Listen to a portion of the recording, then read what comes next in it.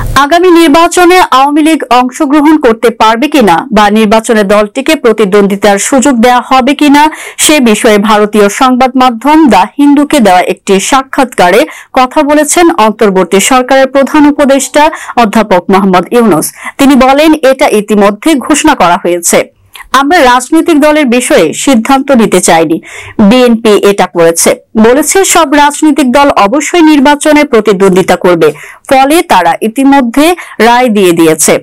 আমরা দেশের একটি প্রধান দলের মতামতকে উপেক্ষা করব না।